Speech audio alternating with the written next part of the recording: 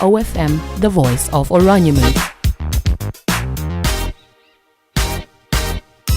Our podcast today is the psychological cost of COVID-19 is Christie that will actually be joining us right here on 91.0. Please make sure that you guys do stay tuned and that you guys do enjoy the time here with me.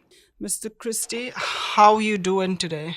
Good afternoon. I'm great, thank you. How are you? I am doing great, Mr. Christie. Can you just a short introduction once again to those that do not know who you are? Yes, my name is Christie Keulder. I am the owner of a local research company called Survey Warehouse, and I'm also the national investigator for an Africa-wide project called the Afrobarometer. Well, Mr. Christie, the psychological cost of COVID-19 is the question, is the podcast for today. My question to you is, listening from the podcast, do you think that Namibia has a economic recovery chance? Let's quickly just run over some of the issues that I raised in the column. And how they may relate to the economics or the future prospects for economic recovery. One of the things that we see in the number of surveys now that we've done on COVID-19 is that Namibians are generally quite anxious about the fallout from this pandemic. And that fallout could be divided in broadly two aspects of their lives. One is the health aspect. People are generally scared that they will get sick. They or someone in their households or a family member or a friend will get sick. And then, of course, there's also the fear of death that comes with it. Yeah. The second element of anxiety is that of the economic consequences. So Namibians are generally concerned about their household incomes, which have taken a huge hit. People have lost jobs. They got their wages cut. People are generally concerned about the economics or the economic situation in the country. People are generally concerned about their children's future. Yeah. You know, these are all sorts of things that pretty much depend on our economic situation, which has been negatively affected by the pandemic. And in the column, I raised a number of physical symptoms which comes from a standard anxiety scale that is used internationally to measure the extent to which people are under stress or experience anxiety due to specific circumstances. Yes. And there's a number of physical characteristics, amongst others. You know, how's your sleeping pattern? Are you losing sleep regularly? Have you got heart palpitations when you think about this topic? And all those. So we could tell from the physical symptoms that Namibians are under severe stress. And as I said, they're under stress and anxiety because of the fallout, the fear of getting sick and perhaps dying, and then the economic consequences of this pandemic. Yeah. So if we talk about an economic recovery, we start moving into a debate on what is needed for the economy to recover. Now, we know that the Namibian economy has been under pressure for years before the pandemic. Mm-hmm. And I think right now the future doesn't look bright for people. Because there's if you look at the recent reports, statistics on new infections and death rates, you'll see that they have shot up over the last week or so, Yes. even a month, suggesting on one hand that we're entering a third wave of the pandemic, which is the winter wave.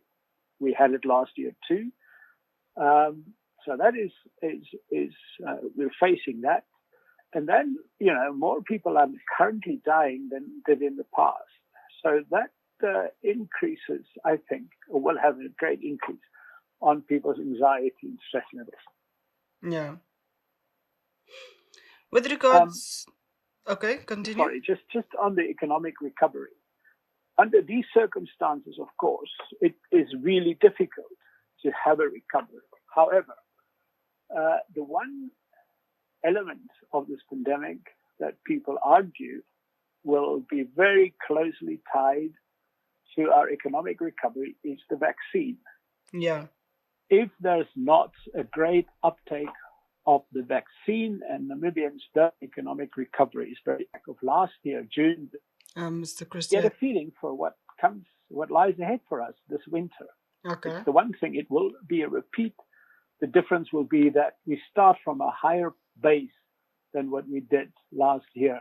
Yeah. So our current infections is already at the peak of last year, and we're very far away from this wave's peak. With regards to the report of stress and anxiety in Namibia that was at the peak of the pandemic, were there more studies that were conducted in 2021? Well, we've just completed a study. We've launched the results yesterday. It's a study that was done during December and February this year, December last year and February this year. Yeah. And we basically see that the stress and anxiety levels, and we haven't used the same scale. This time we just ask people what they worry about, and I can give you a few details on those. But basically, 94% of Namibians believe that their children's future would be negatively affected. 94% felt the country's economic conditions will be negatively affected.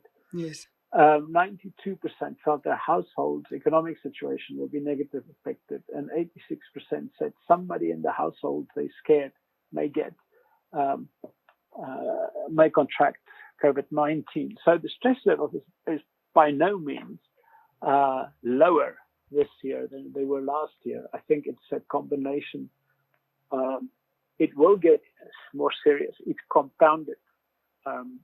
And the longer the economic recovery doesn't take place, the worse it will be. So I think, there seems to be an issue. And that issue is that even if people are generally worried about the impact of the pandemic, they are reluctant to go for vaccination. Yeah. Were there any were there any reports conducted regarding abuse during the pandemic?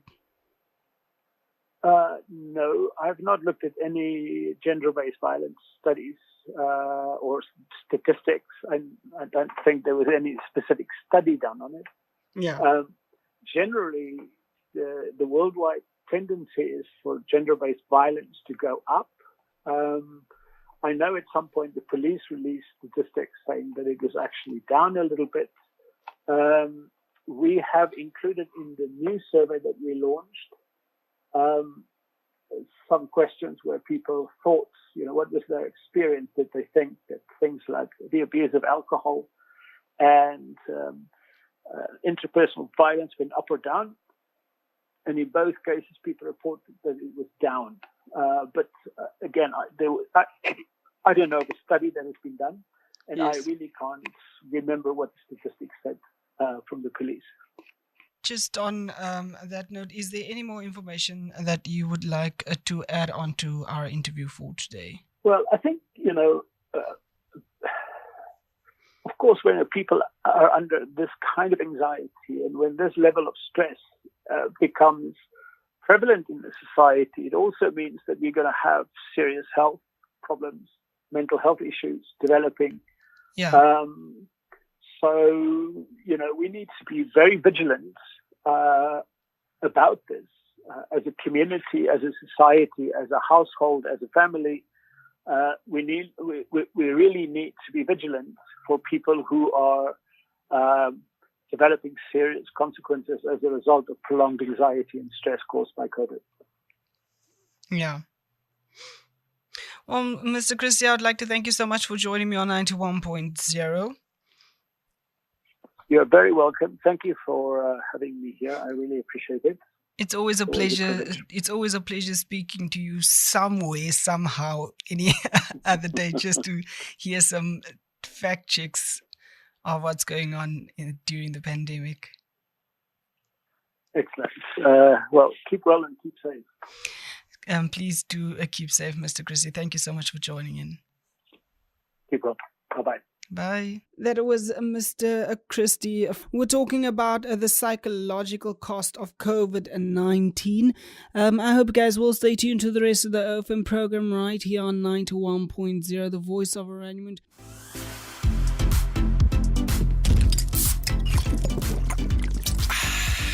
Stay fresh with OFM 91.0, the voice of Oranienburg.